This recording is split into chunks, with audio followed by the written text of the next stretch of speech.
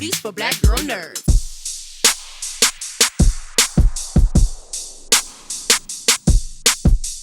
My 87-year-old mother told me to tell you that she still loves Blackie. So I just wanted to throw that out there. Can you change the website to Blackie Girl Nerds?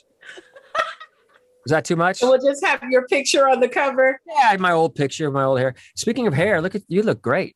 You look great too. I swear you are the ageless. You are the real Benjamin Buttons, because I feel like you get younger and younger and younger every single year. Working with these girls has made me a little younger and a little tired, but did you get a chance to watch the show? Did you see any of it? I have. I've watched the first 3 episodes and I like Coach Korn. I like that there's something to be said about high performing people and sometimes like a perceived social ineptitude. Right. There's that supreme level of intelligence, but they're kind of a little absent of how to relate it in day-to-day life. Is that a fair assessment of Coach Korn?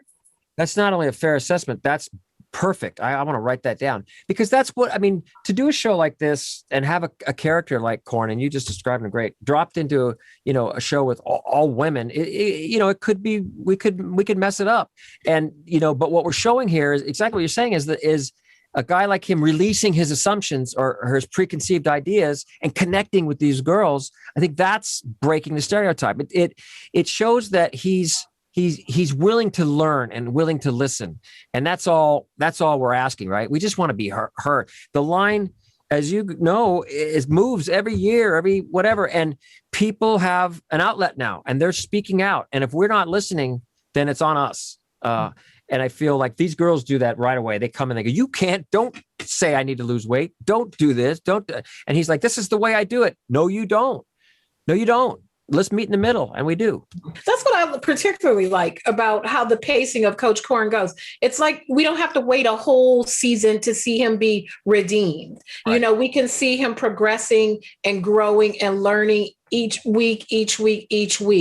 With his growth and his journey and working with these young ladies, what is the ultimate growth for a personality like Coach Korn? Right. Well, as you're very, very smart. Thank you. You get the show better than I do. I'm gonna watch this.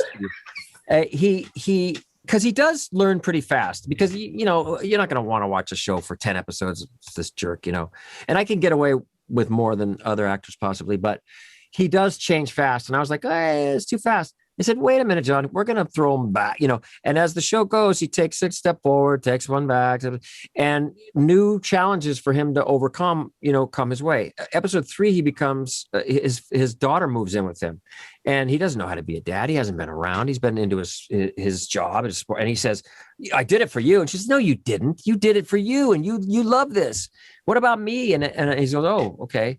And so that becomes a whole new challenge. I mean, he's a guy who he wasn't a people. This was difficult for me to play in the beginning. He wasn't a people person. He came from teaching these college kids, and he barely knew their names. He wasn't into their lives. He didn't ask them how they feel. He didn't look up one player and see that the father had died and become a father to him. So he just starts it. But as you say, like as the show evolves and how he evolves, then he's thrown another one to overcome or not overcome.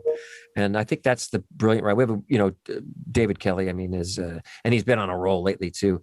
And then, David brought in these great people, Dean Laurie and Bill D'Elia and all his guys. And it's been liberating to just trust the writing, trust these people know how to make TV and. Mm-hmm.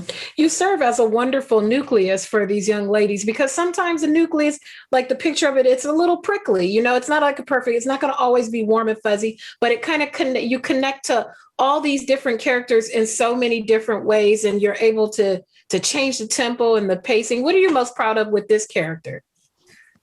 Well, all those things, you said it great. And I'm going to steal that nucleus bit.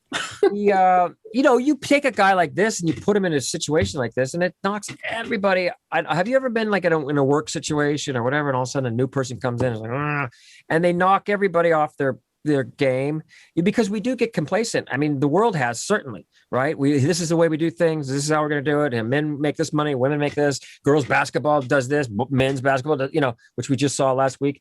And it's like, no.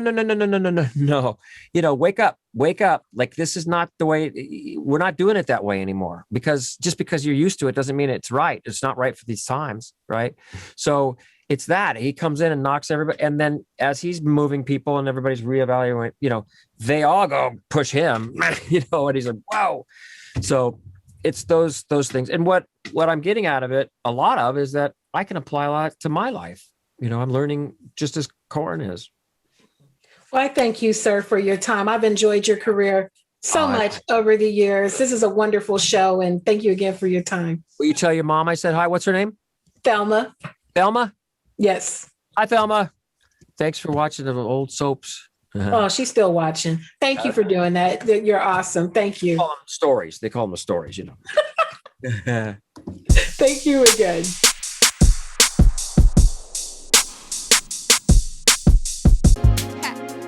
Better shake your booties for black girl nerves. Better shake your booties for black girl nerves.